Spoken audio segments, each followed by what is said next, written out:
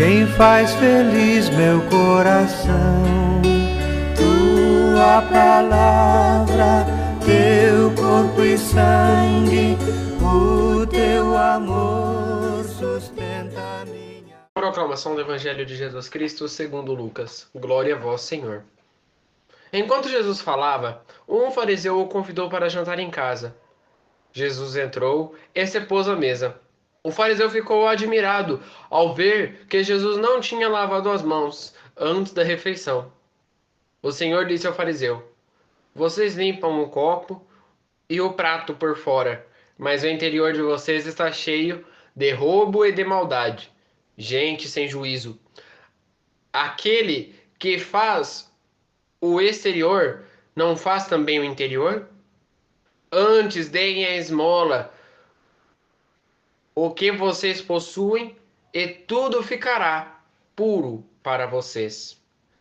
Palavra da salvação. Glória a vós, Senhor. Meus irmãos e minhas irmãs, que as palavras do Santo Evangelho perdoem os nossos pecados. Amém. Caríssimos irmãos, a esmola, como Jesus retrata no Evangelho de hoje, não é a esmola de forma de dinheiro. Claro que a esmola que nós reconhecemos é a forma de dinheiro e Jesus também está retratando isso. Sobre a forma de como nós devemos doar a parte do que nós temos para as pessoas que necessitam. Porém, a maior esmola que nós podemos dar para o nosso irmão, mesmo ele tendo condições, é a esmola da caridade, do amor. E a esmola de verdade não é só o dinheiro. Não vem só do ponto do dinheiro. Muitas das vezes a gente olha para uma pessoa necessitada e a gente acha que essa pessoa precisa de dinheiro. Precisa de alguma coisa para se sustentar. Você olha, por exemplo, quando uma pessoa pobre está passando na rua, quando um mendigo está passando na rua que ele precisa de dinheiro, a gente olha para essa pessoa e a gente fala, coitado, ele está precisando de um emprego. Ele está precisando de um dinheiro, às vezes ele não tem alguma condição para se sustentar, às vezes ele não tem moradia para se sustentar. E muitas das vezes, nem sempre o dinheiro vai ajudar. Muitas das vezes, quando nós damos o dinheiro para a pessoa, a gente pensa que vai solucionar os problemas dela. Mas aí é que começam os problemas. Caríssimos irmãos e irmãs, a forma de como nós doamos a nossa vida para os pobres não é só doar o dinheiro. Eu vou chegar para a pessoa, eu vou doar minha esmolinha para a pessoa e aí vai ficar tudo bem, e aí eu vou ter uma vaga no reino dos céus. Ajudar os pobres não é só isso. E aí eu conto um exemplo que Padre Léo fazia muito. Padre Léo fazia isso tipicamente. Ele saía na rua à noite com um carro, ele saía de carro à noite. E aí ele catava um monte de gente que estava à beira, que estava se drogando, que estava nas ruas, que estava marginalizados. E aí ele catava todas aquelas pessoas e convidava para entrar lá na comunidade Betânia, que era onde ele cuidava dessas pessoas. Era onde ele tratava dessas pessoas. E aí ele levava essas pessoas para lá e lá ele cuidava dessas pessoas. Vejam que coisa interessante a forma de como o Padre Léo cuidava. Ele não dava apenas dinheiro para eles, mas ele dava também a sua vida para eles. Essa é exatamente a forma de como nós devemos cuidar de todas as pessoas que precisam de ajuda. Você vê uma pessoa hoje pedindo arroz e feijão na sua casa. Normalmente a gente vai lá, pega o pratinho, vai lá, faz e dá para ele de presente. Dá para ele, né? Uma vasilha, por exemplo, vai lá e dá para ele. Né? Tem gente até que coloca um pouco mais, né? Tem gente até que faz a vasilha transbordar, por humildade. Só que a psicologia é a seguinte: aonde ele vai levar esse prato? Para onde ele vai chegar com esse prato? Tratar para que esse prato chegue realmente na casa dele ou na onde ele mora e ele use, que ele coma, que ele se satisfaça com aquele alimento é importante para a nossa vida psicológica, para que a gente não julgue as pessoas. Olha, mas aí eu não vou dar mais alimento para ele, porque daí ele pega o alimento, vai lá e vende o alimento para pegar o dinheiro e comprar droga, por exemplo. Como nós fazemos? E a pergunta é a seguinte: como nós fazemos para uma pessoa que tem a condição muito baixa, para uma pessoa que se afundou na miséria, como nós fazemos para que ela se levante?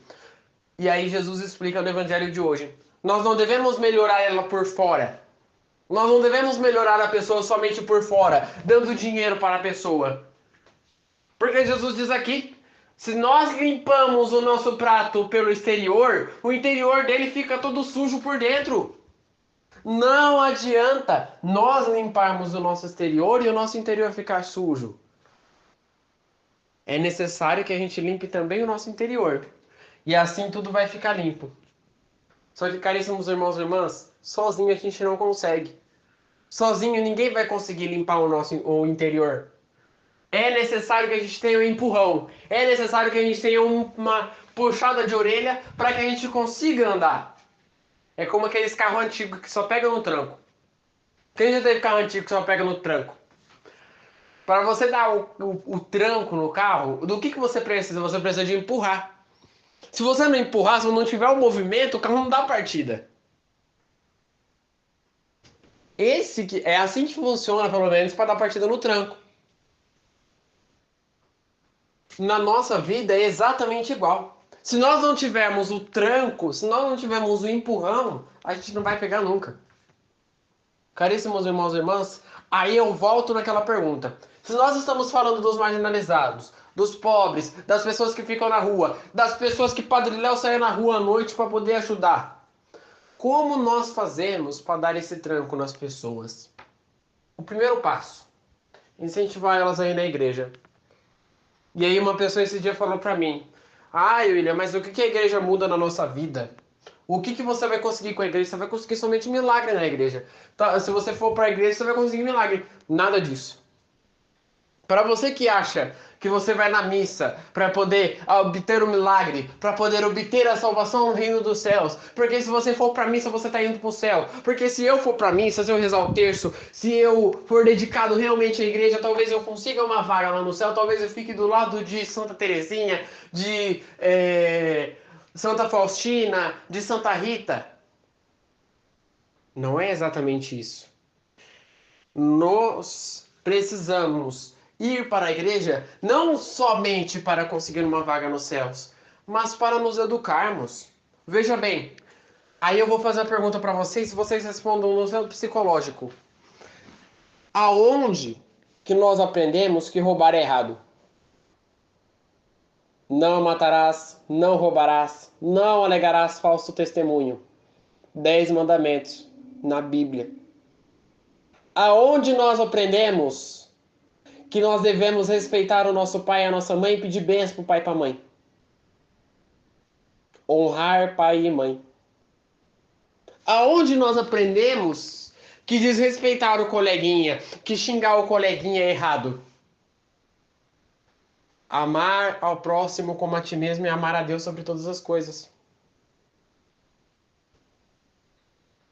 Vejam a importância dos 10 mandamentos na nossa vida. Por mais que a gente não dê valor neles, eles sim estão fixados na nossa vida. Porque desde criancinha, desde pequenininho, quando nós fazemos a catequese de primeira Eucaristia, a gente aprende isso. Não pode fazer isso, isso, isso e aquilo. Você deve fazer isso, isso, isso e aquilo. Por que nós vamos na missa todo domingo? Aí é um exemplo mais claro. Guardar domingos e festas.